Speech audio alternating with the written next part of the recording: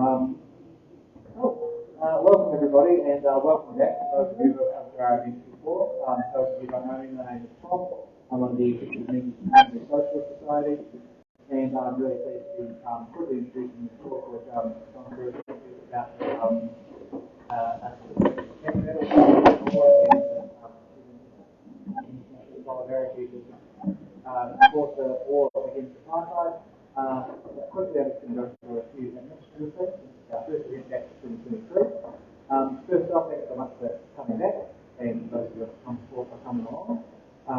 Thanks to State Academy, which is their first successful event back for the years. Started off with a good number of people on a Wednesday night. It was quite nice and warm out here. It wasn't exactly what we wanted, or the beer garden was slightly more appealing, so I very much appreciate people coming by. If you don't know much about what we do, this is a big part of what we do. Actually give you a part of the information usually it's the second Wednesday every month. Because it's the start of the year, this one is the third Wednesday, as you probably know.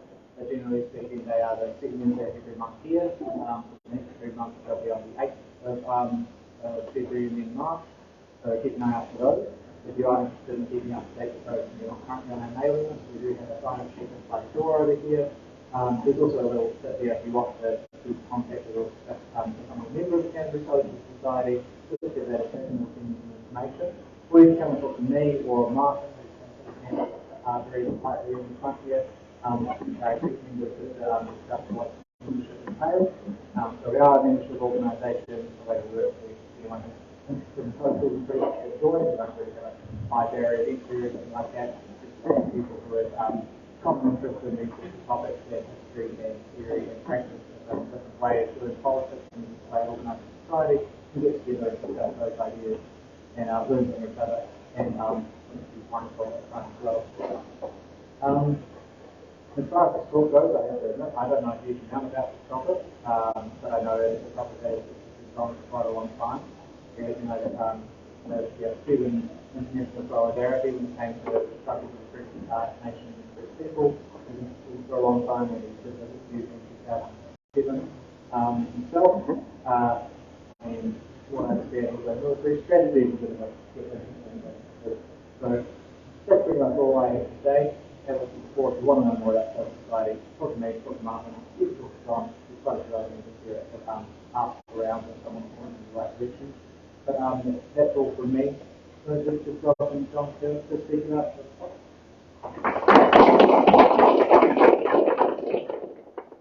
Okay, thanks, Tom. And Cuito Caravale. My name is John Kerr, and I've been interested in what happened in Angola and Southern Africa since I was 13 years old. And there's a bit of a story behind that, which I'll start out in the lecture. I want to just forewarn you that the events that I'm going to discuss, it's a very contested narrative. And, you know, you've all heard the cliche that it's the victors that write the history books. Not always true. Think about the Spanish Civil War. But certainly in the case of Cuito Caravale and the events that followed after that, it's been a very, very contested narrative, and there's been a real attempt by the losers to rewrite the history books and to promote their views of what went down. So I want to start with an apology. In the post that was advertising this, there was a typo. It's not Cuito Caravale, it's Cuito Cuanavale. I'm going to butcher the Portuguese language throughout this talk, so I hope you'll forgive me for that. There's a spectrum of views about what happened in Angola and in Southern Africa in 1987 and 1988. On one end of the spectrum, people say it was the biggest tank battle in Africa since El Alamein, where an Angolan and Cuban force, which was made up of largely black soldiers, fought off the cream of the South African army, fought into a standstill, and subsequently triggered the collapse of the apartheid regime, not only in Namibia, in Southwest Africa, but in South Africa itself. At the other end of the spectrum, there's a school of thought that says the battle never actually took place. that South Africa wasn't defeated at Cuito Caravale, and that the events of 1987-88 in Southern Angola had nothing whatsoever to do with the transition to black majority rule in South Africa. So that's one of the things I find fascinating about it. It's this isn't a piece of history that took place, where we're scratching around for the records. It's not something that's back in antiquity. It's relatively recent, and yet there's such a debate. And that's the polite way of putting it. So I'm going to tell the story in three parts. We'll look at the background. There'll be an examination of the events leading up to the campaign, and what shaped it and what shaped its impact. Then I'll spend some time on the campaign itself, and I'll try and discuss that in the wider context of politics in Southern Africa. And finally, I'll try to come to some sort of conclusion around the contested narrative. What was the significance and the legacy of what happened at Cuito Caravale? So, like all good stories, this one starts in Manchester, and it starts at the Latter Free Trade Hall on the 4th of June 1976, when the Sex Pistols played in Manchester for the very first time.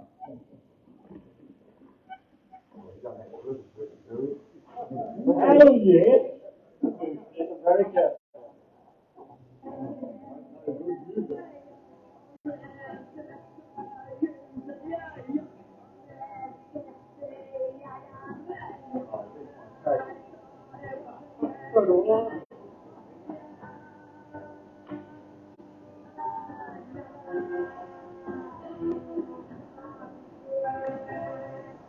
Okay, so 1976, in Northern England. I was 13 years old, and I heard that music, and part of that there, is this the MPLA, or is this the UDA, or is this the IRA? I thought that it was the UK. Difficult to overstate the impact that punk had on a 13-year-old living in 1970s Britain. One of the things that's highlighted by the lyrics of Anarchy in the UK was something that was going on in Southern Africa that briefly made it onto the front pages of the mainstream press and into the television news. This was in 1976 in Northern England. Southern Africa entered our consciousness. Anyone living in Britain in 1976 knew what and who the IRA was. Some of them even knew what UDA stood for. Remarkably, however, the Portuguese acronym for the People's Movement for the Liberation of Angola, the MPLA, briefly entered the lexicon of the man and woman in the British street, and it found its way into the Pistols' lyrics. How did that happen?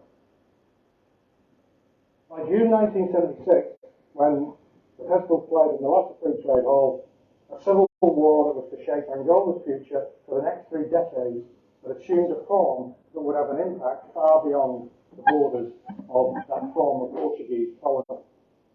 So it was the Portuguese who colonised Angola. They were the first Europeans to colonise Africa, and they were the last to leave.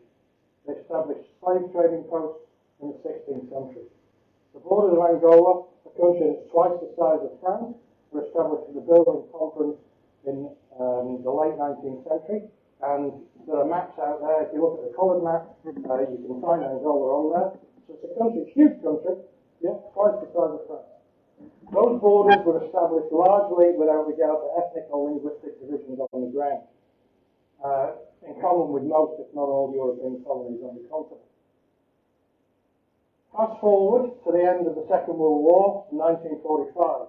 Colonisation in its pre-20th century form was buckling under the weight of demands for change and the formation of independence movements across the globe. Wars of liberation were being waged across Africa and Asia, from Indochina to Algeria, and the European powers finally began to accept that the winds of change meant decolonisation could not be avoided, except for the Portuguese. Now, the history of 20th century Portugal is the subject for at least one lecture in itself. Suffice to say that between the 1930s and 1968, the country had been ruled by a dictator, Antonio Salazar, who was so conservative he was still preoccupied with the Reformation. Salazar's regime had been determined to hold on to its African colonies. They had three: Angola, Guinea, and Mozambique. And they fought increasingly expensive wars in both blood and treasure to try and hold on. Now, in Angola, there were three main movements that were seeking to overthrow Portuguese rule. And they were all at odds with one another. And I'm not going to comment on what that reminds me of. So the first was the MPLA, or the People's Movement for the Liberation of Angola. It was nominally Marxist. It had a core base amongst the Umbundo people and largely mixed-race intellectuals in the capital city, Luanda. You can see all this on your map. It had links to European and the Soviet Communist parties. And that's how we get it into the Socialist Society lecture. Okay? Then there was the FNLA, or the National Front for the Liberation of Angola. Anything called the National Front is usually right-wing. This was no exception. This was based amongst the Bakongo people, and it was led by a guy called Holden Roberto. He was the brother-in-law of the dictator of Zaire, Tete Mobutu. Now, those of you remember the Rumble in the Jungle? Yeah, Ali and Foreman. Yeah, it was Mobutu, who in his regime, he was torturing people in the cells beneath the ring while Ali and Foreman were slugging it out. So Holden Roberto was Mobutu's brother-in-law. He was described by one CIA operative as a cocktail cowboy. The FNLA was anti-communist and pro-West. They wanted to establish the old Bakonga kingdom, which had existed before colonization, and they wanted to make Holden Roberto the king of it. The third group was called UNITA, and again, these are on the map. The acronym, the Portuguese acronym for the National Union for the Total Independence of Angola. Their support base was with the majority of the Angolan people, who were of Ubuntu, and it was originally nominally Maoist. So again, another justification for the discussion of this society. Its leader was a bit of a political chameleon, a man called Jonas Savimbi, and he was trained in guerrilla warfare, in Maoist guerrilla strategy and tactics in China. However, by 1975, Savimbi, who had a lot of foresight, had decided the key to power in Angola was not China, but US support. Okay. So there's a war of independence going on. You've got these three groups who are trying to take on the Portuguese, and Angola was still a Portuguese colony. In April 1974, there was something that's called the so-called Nation Revolution. Now, I'm not sure whether the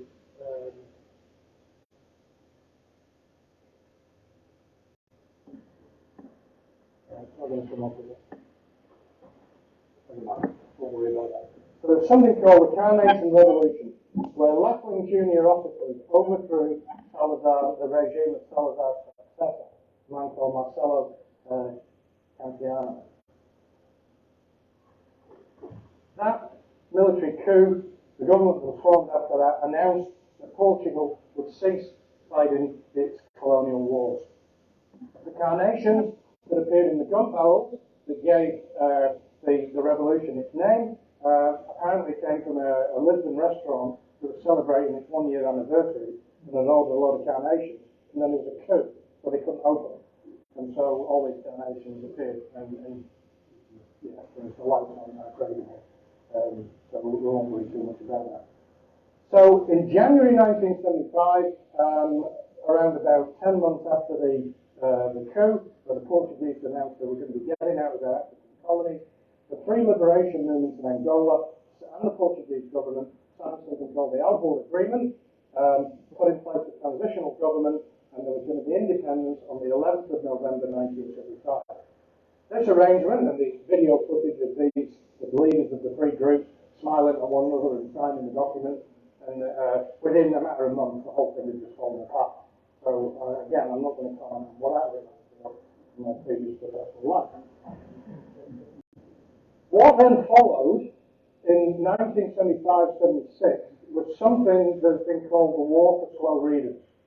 So there's a guy called Tony Geraghty, a journalist, and he wrote a book about the phenomenon of the modern mercenary, and the chapter on Angola is called War for Slow Readers.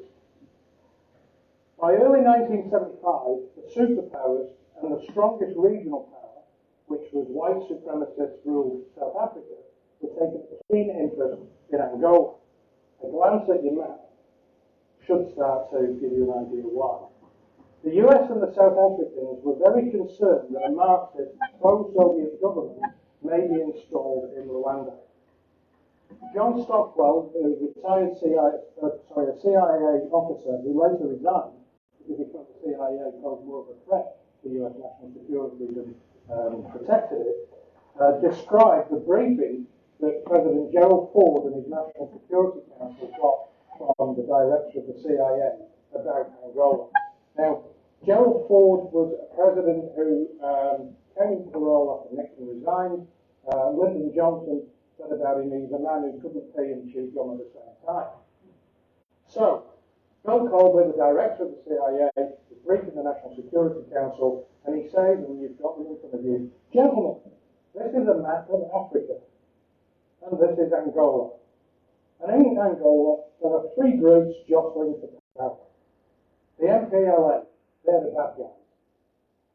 The FNLA, they're the good guys.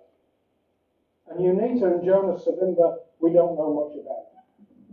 So that was about the level of understanding that the US administration, at the highest level, had of what was going on in that part of the world. Now, Savimbi, in fact, had distanced himself from communist China, as I've said, and he began to court the CIA. The US had a problem though. They'd just been through the Watergate crisis, and in April 1975, South Vietnam had collapsed. So the US was in no position to intervene directly in Angola. South Africa, however, was. Now, the relationship between the United States and South Africa was problematic. South Africa occupies a key strategic location into relation to world trade routes. Yeah, it's right down there at the bottom of Africa. And you have to remember that the Suez Canal had been closed between 1967 and only reopened in mid-1975. So a lot of world trade, was going around the Cape of South Africa. So, key strategic location. Since 1948, however, its white minority government has adopted a policy of apartheid, or separate development of the races, which concentrated economic and political power in the hands of the white majority, the white minority. In 1960, there was a massacre in Sharpeville of black protesters. The National Party Afrikaner government in South Africa banned two of the national liberation movements, the African National Congress, or the ANC, and the Pan-African Congress, or the PAC, and they incarcerated their leadership, including Nelson Mandela. So, apartheid involved draconian security laws, stringent control of the media, development of a police and military system that was aimed at crushing opposition. It meant that the discourse of apartheid swamped every aspect of life. Culture, literature, and the arts were used to establish a rigid white supremacy, orthodoxy. So, unable to engage in legal, openly anti-apartheid activity in South Africa, the African National Congress, the ANC, and the Pan-African Congress, the PAC, lots of acronyms in this record, were forced into armed struggle at home and lobbying and propaganda overseas, including advocating sports and cultural boycotts. And you know something about that in New Zealand because you had a little brush with a sporting boycott yourselves. The ANC received help from the Soviets, the Cubans, the East Germans, the Libyans, and the Ethiopians, and set up training camps in Zambia and Tanzania. You can see those countries on the map. So those were the two so-called frontline states. Now, they're not really in the front line because they're a considerable distance from South Africa. That didn't stop the South African government taking a very keen interest in these camps. Also on the map, you'll find Namibia. Now, that was formerly a German colony, Southwest Africa.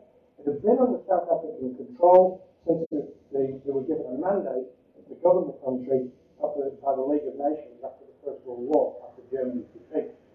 After the Second World War, that mandate continued under the UN trusteeship system, and South Africa imposed apartheid So again, the system, so-called separate development, they imposed this system on Namibia as well. And they refused to abide by a UN resolution that was passed in 1969 saying, you know, that trusteeship we gave you in Namibia, well, if we're cancelling that, we want you to get out. And the South Africans refused to move. From the South African perspective, Namibia was a buffer state between South Africa and its northern neighbours. Okay, so it's very, very important for the South Africans to hold on to that. South Africa was virulently anti-communist, and it was the strongest military power on the continent. So therefore, it was potentially a useful ally to a weakened United States as Angola approached independence in 1975. However, domestic US public opinion would not have supported an open alliance with South Africa. And so what happened was the US and the CIA covertly channeled support to the FNLA and through South Africa supported UNITA. And this wasn't the CIA operating as some sort of rogue elephant. This was something that was known about at the highest levels of the administration, but it was all done covertly because the backlash from US public opinion would have been deemed to be too great. The MPLA, remember them, nominally Marxist, they, in the approach to independence, could see that the writing was on the wall, and they appealed directly to Cuba. Now, Cuba was a country that demonstrated that it was ideologically sympathetic to decolonisation. It opposed apartheid, and of course the MPLA professed, and I'm stressing the word professed, the MPLA professed Marxism appealed to the Cubans. Without consulting Moscow, the Cuban government sent 400 so-called advisors to Luanda on the eve of Angola's independence. Now these were Cuban special forces. And the Soviets were incandescent. They just kicked off. The Brezhnev regime was grappling with economic troubles that would come to a head in the 1980s, and it was committed to following a policy of peaceful coexistence, or détente, with the West. From the Soviet perspective, the Cubans sending troops to Angola, potentially escalating it, was the irresponsible behaviour of so-called tropical socialists, grandstanding on the world stage. In the Soviet view, it allowed Western conspiracy theorists to paint what was happening in Southern Africa as evidence of Soviet expansionism. And that's exactly what happened. The Cubans were labelled as proxies. The Soviets, Kissinger and the West said that Kissinger was the American Secretary of State. Kissinger said that this is all part of some Soviet grand plan to control the trade routes, and you know, we have to do something about it. The South Africans saw that as the green light, and in the October of 1975, a month before independence, Operation Savannah was launched by the South African Defence Force from Namibia, an invasion of Southern Angola. And this was a major operation. The South Africans were quite clever. They used black FNLA recruits and Portuguese mercenaries as cover for a force that was made up largely of South African regulars. They penetrated hundreds of kilometres into Angola, if not thousands of kilometres into Angola. And they were just swept opposition aside. In the north, the FNLA invaded from Zaire. And so the MPLA, who had their base in Luanda, were desperate to hold on to Luanda on the independence state so they could declare themselves the government. But if the FNLA or the South Africans had gone into Luanda, that would have been it. There would have been a bloodbath. The Cubans, again, much to the chagrin of the Soviets, mounted an emergency airlift of thousands of troops. The Soviets wouldn't give them any aircraft, so the Cubans were using decades-old British DC-10s or something that could barely get across the Atlantic, and thousands of troops were shipped flown from Cuba in an air bridge into Luanda. It was all very dramatic. This operation was codenamed Carlotta, which was after the leader of the 19th century Black Slave rebellion. One of the things that Fidel Castro emphasised was that much of the population of Cuba is made of the descendants of black slaves who were shipped from Africa to the Caribbean. So, as he saw it, this was part of Cuba's destiny to go there and to fight off colonialism as part of the race. The Cubans arrived, the FNLA was swiftly defeated in the north, and the South Africans were halted in their tracks. The MPLA, on the 11th of November 1975, declared itself the government of Angola, and the Organisation of African States very, very quickly recognised it. So, a bit of a long-winded story, but what that really does is it emphasises the importance of Angola to South Africa, and also it explains why the Cubans were there. So the Cuban-backed, nominally Marxist and avowedly anti-apartheid government in Luanda, the ANC and another outfit, there's yet another one, called the South West African People's Organisation, they were the lot that wanted to liberate Namibia, and their acronym is rolled off the tongue, it's SWAPO. So the ANC and SWAPO were able to set up bases in southern Angola, much to the alarm of the South Africans. The other significance of the defeat of the South African invasion is, well, rather than me trying to explain it, there was a piece in the London Review of Books in 2004 that said, in the colour-conscious context of this war's battlefield, the reality is they won, and they weren't white.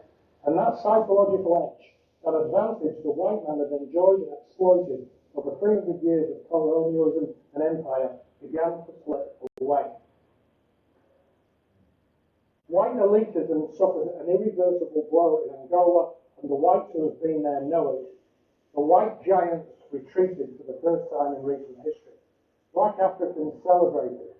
Black Africa is riding the crest of the wave generated by the Cuban success in Angola, noted the world South Africa's most important white newspaper. Black Africa is tasting the heady wine of the possibility of realising the dream of total liberation. There would have been no heady wine, but instead the pain of a crushing defeat by the Cubans not intervening. So, this is a setback for the South Africans, but it's not a game changer. Alright, because not too many people know about what's going down. The Soviets were beside themselves. They just got committed over their heads. And that's a direct quote from one of the Communist Party Central Committee members. Because the Cubans kept asking for material support. And the Soviets, they had to back them. They didn't want to, but they had to. Because now the Marxist regime has been established, now that their comrades, the Cubans, have gone in with the heroes of the hour, the Soviets have no choice. The MPLA's political discourse moved closer to Marxist-Leninism, but the reality on the ground was that rampant corruption and opportunism and socialist policies amounted to little more than revolutions that were passed to pass the communism. There was no urban working class to speak of, and little support amongst the peasantry. And so what followed was something that was called the border war. South Africa militarised the Namibian border. They supplied arms, equipment and training to Savinda's UNITA, who retreated into one of the most remote provinces in southeastern Angola, Cuito Caravale. If you turn over some of you already have, you can find Caravale there in the south. It's called the land at the end of the world.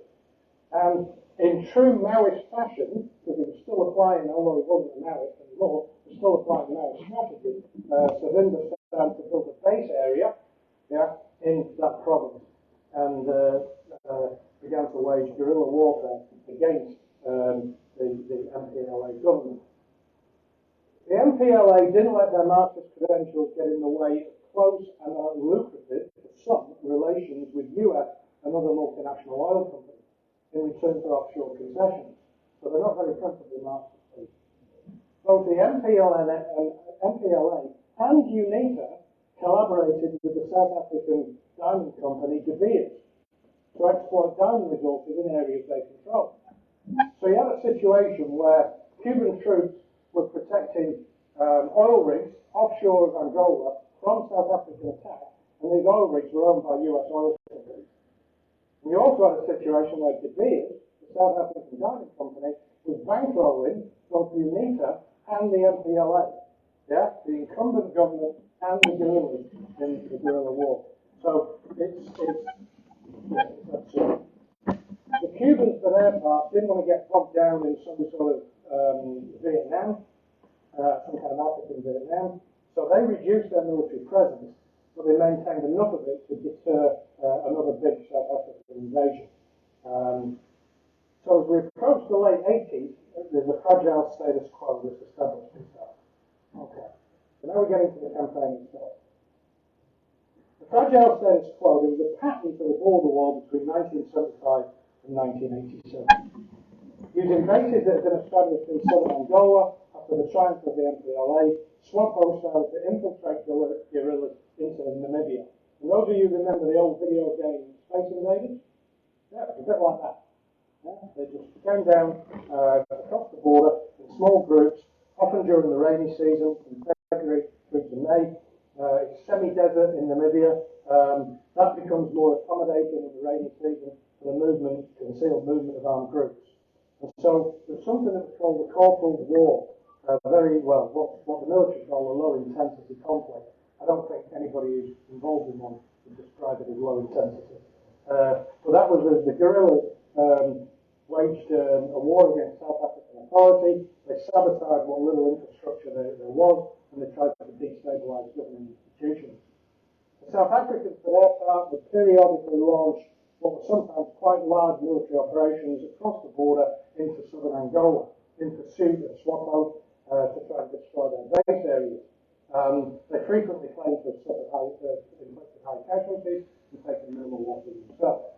There was also a lot of refugees and non-combatants who were hurt in some of those raids. Now, in 1980, can't say this, but I'll explain it. In 1980, Ronald Reagan became US president, and US-South African relations, while stopping short of a formal alliance, started to get warmer. Support for UNITA increased. There's been an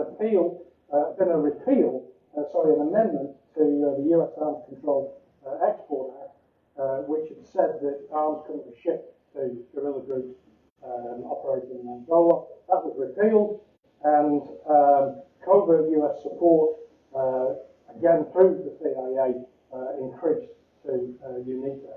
Israel was also used as a conduit for sanctions busting arms and technology supplies to South Africa. South Africa, there's a sanctions regime imposed on them, and the Israelis were used as a conduit to get around that. So Wimber got an audience at the White House, and there's a photograph of him in the White House grinning. Yeah, got a wide grin. There he is, and there's Ronald Reagan welcoming him into the White House. In the Soviet Union, the early 1980s were a pretty torrid time. This was the post-Brezhnev Soviet Union. Two leaders followed one another in quick succession, Yuri Andropov and Konstantin Chernenko. People speculated whether the people waving at the May Day parades were actually alive or were preserved corpses. And then in early 1985, Mikhail Gorbachev became General Secretary of the Communist Party. Gorbachev engaged on a series of reforms, openness or glasnost, restructuring of perestroika, and crucially from the point of view of this topic, sought less hostile relations with the West. This included examining ways to defuse US-Cuban hostility. You remember, Cuba had always been a hotspot in the Cold War. And also to reduce Soviet economic support for Cuba and Angola. In 1987, the USSR, in 1987 dollars, spent $1 billion on Angola, and they really didn't have the money. Soviets wanted to get out. Pretoria, for its part, was seeking to maintain apartheid in the face of increased international financial pressure, growing economic problems, and increased union militancy on the ground. The far right, under this pressure, the far right in Angola began to fracture. The irony was, as US-Soviet relations improved, then the need or the perceived Soviet threat to Southern Africa was reduced, and the need for this close alliance with apartheid on the part of the US, with apartheid, South Africa started to decrease. So the Pretoria regime was less necessary for US global strategy as the 80s wore on. In 1987, all the major players were looking to reduce their involvement in Angola. None of them, however, were prepared to do it at all costs. So they're all looking to get out, but they want to get out on their terms. So the scene was set for what became, in my view, a classic example of the application of a military theory of a German philosopher, a 19th century German philosopher and soldier, Karl von Clausewitz. He was much admired by another German philosopher and part-time soldier, Friedrich Engels. And Clausewitz's theory had found its way into Soviet military doctrine via Lenin, who was much influenced by the notion that war is a political act, famously described as the continuation of politics with the admixture of other means. In other words, war has political objectives and shouldn't be contemplated unless the protagonists know what these are. In other words, know what winning looks like and then focus on that. So, in Angola, how did this play out? Well, in June 1987, there was a Soviet general who has an unfortunate name to English ears, Konstantin Shagnovich. Shagnovich, history is not treated entirely, it's quite difficult to find anything about it. He organised and commanded an Angolan government offensive, which was codenamed Operation Salute, against the UNITA base area, Jamba. Now, Jamba's marked on your map, but it isn't a place. If you look on Google Maps, you can't find it. Jamba was actually a base area of hundreds of square kilometres, where in true Maoist fashion, UNITA had its base area. So the Soviets decided, right, we're going to go for that, and we'll knock UNITA out of the game. The nearest settlement to Jamba of any size is Mavinga. You can find that on your map. And that's just south of a river called the Lumba River. That is around about 180 kilometres plus, so that's around about the distance between, say, here and St Andrews, south of Cameroon. All right, that's about 180 kilometres from Cuito Cuanavale. So although the UNITA base area is hundreds of kilometres, the key point is Mavinga. And the South Africans covertly had a base there. Right.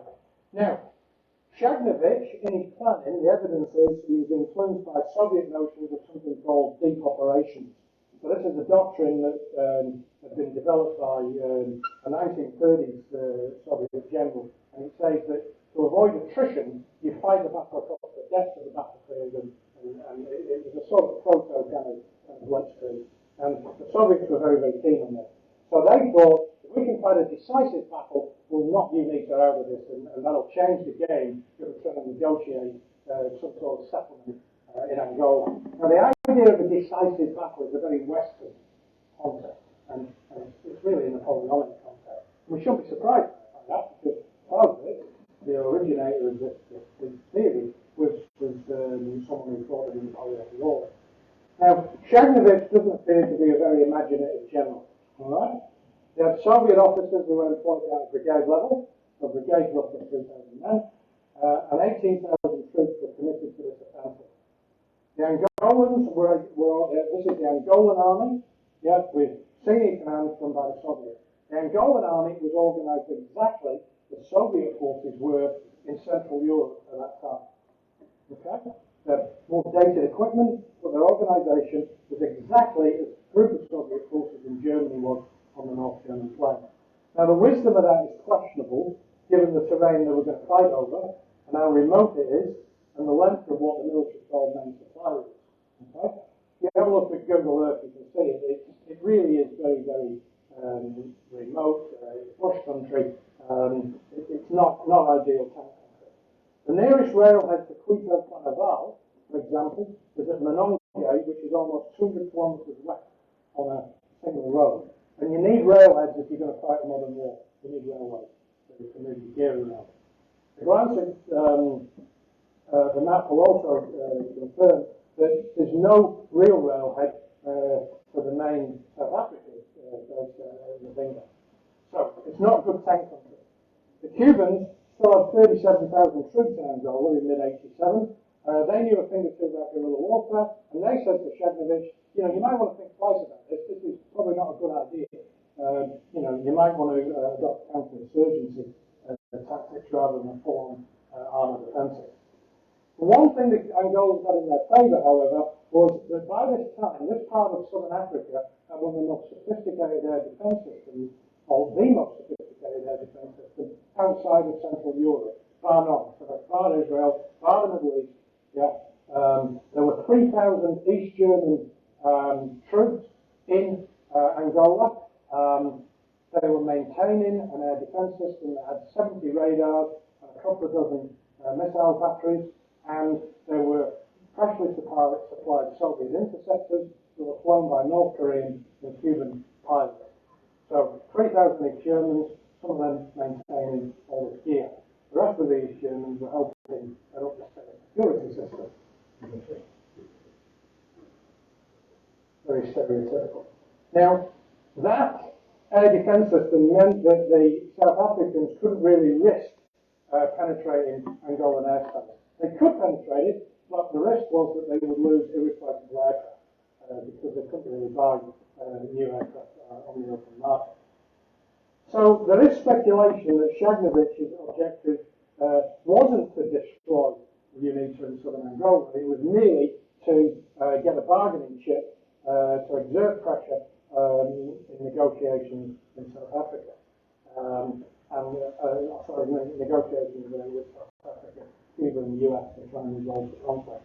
I think we might be crediting the USSR with a way too sophisticated approach. I don't think that they were that Machiavellian. What did happen, however, as events unfolded, is that Fidel Castro and the Cuban government pulled off a political and military strategic victory, regardless of who won the tactical battle on the ground. So the Angolans advanced along the river. The details of that need not concern us. The UNITA forces, like the armed guerrillas, they fell back in the face of the communist arm of the South. As Mavinga was threatened, the South Africans felt compelled to intervene on a scale that hadn't been seen since 1975-76.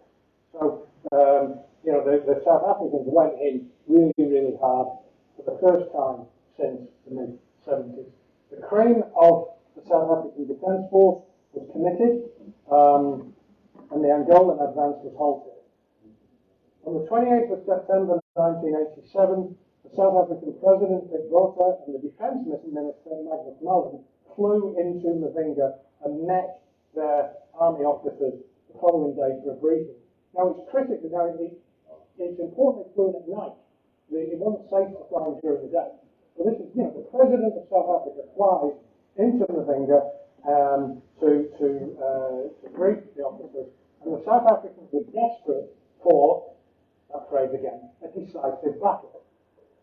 They thought that this was an opportunity to get the whole of Southern Angola under UNITA control, and they figured that the domino theory would guarantee that Angola itself would collapse. So they had a Russian blood to the head, and they thought, well, you know, we can really pull off a coup here.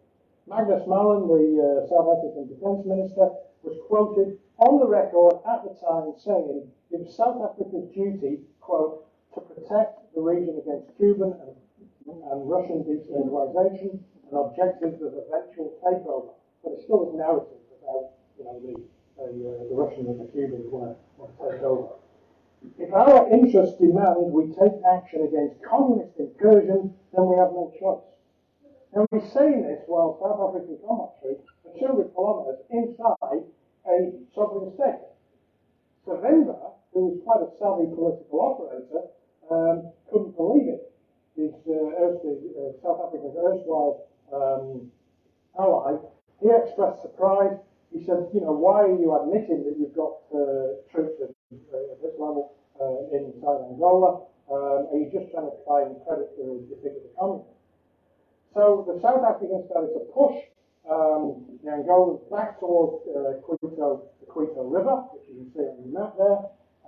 But in late 1987, they had to call off the offensive, and for a significant reason, because the majority of the South African troops were conscripts, and they were coming to the end of their military service, and they had to be rotated out. And the South African government reckoned that South African public opinion white South African public opinion wouldn't support an extension of the conscripts' terms of service. So there was a pause in the offensive whilst a fresh bunch of conscripts and reservists were drafted in. So whilst that pause was taking place, Havana seized the opportunity, the Cubans seized the opportunity. And this was largely at the behest of Castro. We moved very, very quickly. The Angolan government was aware of Soviet ambivalence. They appealed to the Cubans moved fast. The first step, they sent more experienced pilots in late '87, and then additional combat units were sent in early 1988. That meant the Cuban strength in Angola increased to 50,000, the highest. Now, given the size of Cuba's population, that's the equivalent of the United States sending 1 million troops. Yeah, committing 1 million troops. And Havana sent its best formation, the 50th Motor Rifle Division, which was commanded by a veteran of the African Wars, a man called Arnaldo language. So throughout December of '88, the South Africans rotated fresh troops in, and they started to continue their offensive. Their objectives is part of the disputed narrative. Post hoc accounts say that some people in the South African military say, "Oh, we weren't really trying to take Cuito Caravale. We weren't really trying to establish a quasi-state in Southern Angola." The facts on the ground give the lie to that. There were 5 combined UNITA South African attempts to capture Cuito Caravale between the 1st of January and the 23rd of March 1988. Every single one failed. And they failed because the Cubans were running the operation, and they were being very, very smart about the way they deployed the troops. For example, the South Africans had some very good long-range artillery that could do an enormous amount of damage. And so the Cuban commanders on the ground deployed their troops in what's called the reverse slope. So if you've got a hill, you deploy your guys behind the hill, and so the opposing artillery can't see them, can't locate them. Now, if the South Africans had been able to use spotter planes, they could have come over and could have seen them. But the fact that the Angolans had good air defence, and they couldn't do that. Castro was involved in a lot of the tactical decisions that were made on the ground. And the casualty figures from this episode are very, very disputed. It does seem that the Angolans and the Cubans suffered far more casualties than the South Africans by some margin. However, we don't have any figures for the casualties that we need to suffer. And the casualty figures don't really matter because there was asymmetric strategies that were being employed here. All of the South African losses in armoured vehicles, in aircraft, were irreplaceable. Angolan and Cuban losses could be made good. South African veterans who fought in the battle, they tend to, and there are lots of them online, and they get very, very excited. And they will say, "Well, I was there, and we were winning." But the perspective of the soldier on the ground is very, very limited, and particularly in a war like that, in terrain like that. In Northwest Europe, for example, in World War II, the average engagement between tanks was around 800 metres. In this fighting, it was around 150 metres. So, if you're one of the troopies, as they were called, on the ground, amidst the chaos and the terror, you haven't really got that big picture. By mid-1988, Pretoria realised it was in big trouble in Angola. The Cubans launched, and Castro likened this to a boxer parrying a blow with one arm and launching the knockout blows with the other. Again, if you look at the map, you can see there's a river system which goes down to a couple of dams there, and that's further to the west. The Cubans launched a major offensive heading straight to the Namibian border. So they stopped the cream of the South African military at Cuito Caravale, and then they launched this major offensive heading for the Namibian border. The South African Defence Force High Command met with the government, and they said, "We're in real trouble here." They were asked, "Can you stop them?" And the reply was, "Yes, we can, but we can't police the townships at the same time, because huge numbers the South African troops were employed, the South African police were employed in keeping the black townships back home in South Africa, keeping them under the heel of apartheid. And with everything that was going on in Angola, the ANC and the PAC in South Africa was enjoying huge support, and so the tension in the townships was getting greater and greater. But the South African military said, we can't, we can place the townships, we can fight the border war, we can't do so. And so that, in my view, was the trigger for what subsequently followed, which were negotiations. So the narratives around the campaign, to conclude, are very, very contested.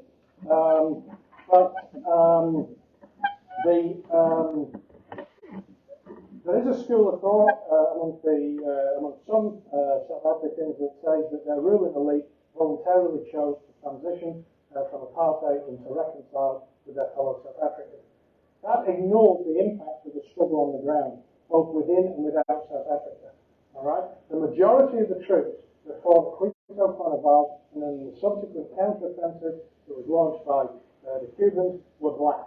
And so Fidel Castro seized the narrative and said, this is a defeat of the white supremacists by black soldiers. And that just went off in South Africa among the black population.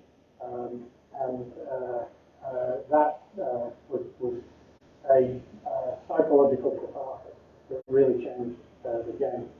So Cuito Cuanavale amplified the internal contradictions in South Africa, and the Cuban intervention assumed legendary proportions. Before Cuito Cuanavale, there was a grim atmosphere in Southern Africa amongst those opposed to apartheid. The frontline states, who've been targets of a destabilization campaign by the South Africans, were very pessimistic that apartheid was going to end anytime soon. Cuito Cuanavale changed everything. As I said, it was that psychological catharsis. So the irony is that a failure by a Soviet commander to win a Napoleonic decisive battle triggered a campaign where the protagonists, because they had asymmetric strategy, led to a very different result. The South Africans were certainly seeking to defend UNITA. They may have been trying to establish a quasi-state in southeastern Angola, but Cuba's strategy was explicitly political. Havana understood that failure endangered not only Angola, but the Cuban Revolution itself. The prestige of Cuba was at stake here. Victory, conversely, would provide an immense opportunity far beyond the immediate battlefield for Angola itself. So, to finish up, Sun Tzu, if he ever existed, said that tactics without strategy is the noise before defeat. I think that the South Africans had tactics but didn't have a strategy. Winston Churchill, an arch imperialist, said the art of strategy is being able to see an outline of the future and being prepared to deal with it. The Cubans certainly had a view of the future and were certainly prepared to deal with it. Despite the contested narrative, we can make a few points with certainty. All four external powers were looking to exit Angola in the late 80s, but not at any price. After Cuito Caravale, the price of South African exit, not only from Angola, but also Namibia, fell dramatically. By December 1988, the deal had been brokered by the US diplomat Chester Crocker, whereby South Africa granted Namibia its independence. This is a matter of months after Cuito Caravale, Namibia gets its independence. The Cubans agreed to retreat from Angola. They're the only foreign power that took nothing from Africa except their sons and daughters in custody. In February 1990, Nelson Mandela was released from prison. He visited Havana in July 1991 to thank Castro and the Cuban people personally for their assistance in the anti-apartheid struggle. So I'll finish with the words of Nelson Mandela. The decisive defeat of the aggressive apartheid forces destroyed the myth of the invisibility of the white oppressor. It served as an inspiration for the struggling people of South Africa.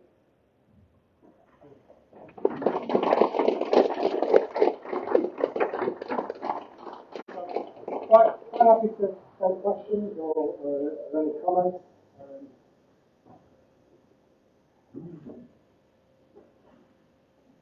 John, I have a very basic question, and you know the direction that I come from, unfortunately. What kind of armed forces were engaged in this battle? Well, it wasn't the biggest tank battle in Africa since World War II, because of course they got assigned. The South Africans had gear that was of 1960s British design. So their armour, tanks were quite old, so they've been upgraded, so they're the Centurions. The Cubans and the Angolans had Soviet tanks that were the big beetle of tanks, the T-55. More of those have been made than any other tank ever. All produced east of the Ural. The South Africans had some homegrown stuff. They had some very good artillery, and they had some infantry fighting vehicles that were very well adapted, superbly adapted to the environment, and it was really good gear. But again, that was a huge strain on the South African economy. And I mean, Mario assumed more about that. I mean, we were around at the time. I mean, that defence industry was thriving, wasn't it? But it was such a drain on South African economy. Yeah, so that was the kit. Really, yeah. What happened in Angola after you need to happy with No, you need to kept fighting, and Savimba was a brilliant guerrilla fighter. He was quite a good politician, but he could never seal the deal. I think Heine, you knew someone who was in Angola who was negotiations. I think Chinese people English as well. One of my followers was a Brit who was with the United Nations very big portion of the Europe. And he used to play that. He always had John Walker Blank Ranger with him, because to go and negotiate with the warlord, because the only way you can do it is to I followed Johnny Walker Blank Label, then you wouldn't get shot and they'd talk to you, and then they gradually went down Cuito Caravale and dug into it. They usually done a deal. So it was wild goose to say the least. He worked there doing that job for about 5 years, and then at one point things got too hot and got killed. So the guerrilla war continued. Savimba was killed. The MPLA, because don't forget, after this, I mean, we're talking late '88, when Namibia gets its independence, Cuba withdraw from Angola. The following year, the Berlin Wall comes down. A couple of years after that, the Soviet Union doesn't exist. The Cold War's over. The MPLA gave up on being Marxist, promptly gave up on being Marxist. They were Marxist in name only, and are still running Angola today. I think the land is one of the most expensive cities in the world.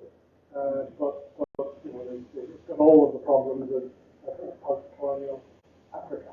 So in one sense, it's a nice bit of socialist history, a triumph of internationalism, and I think a genuinely revolutionary government, the Cubans who were in there for the right reasons.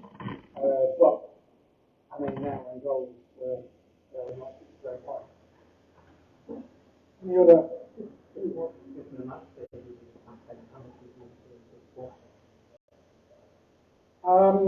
SWAPO were they were heavily involved in the peace talks because there couldn't be any peace without SWAPO, and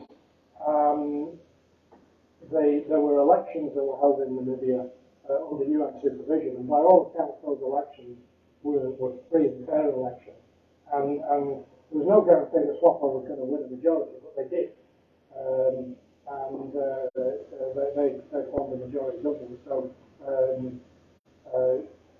SWAPO, because again in Namibia there was ethno-linguistic divisions, lines on maps that had nothing to do with the reality on the ground, and so there was no guarantee. But SWAPO seemed to transcend that, and I know there was a lot of support for SWAPO amongst the left in the West. Yeah.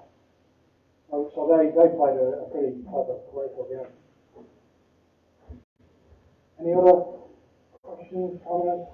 Yeah, I have a friend who's Cuban and sports, and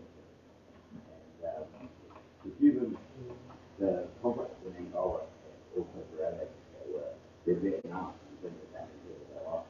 A lot of people died. 2,000 Cubans were killed in Angola and 300,000 Cubans in total served. So, yeah, I mean, when I visited Cuba in 2007, I remember the first outlet that I heard about it was I met a guy who was an engineer who was running a car rental company. It was like post-Soviet Cuba, and he said he'd been to Angola, and he said he spent most of his time building baseball pitches.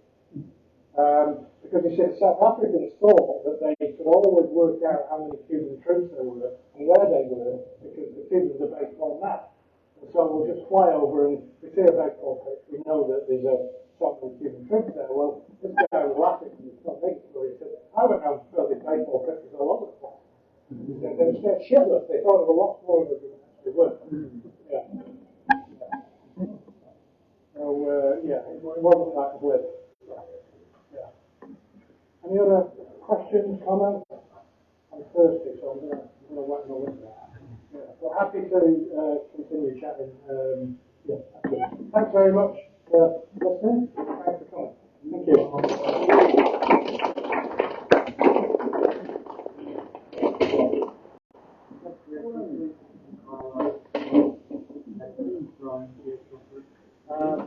Thanks so much, John. Thanks so much for coming, everybody.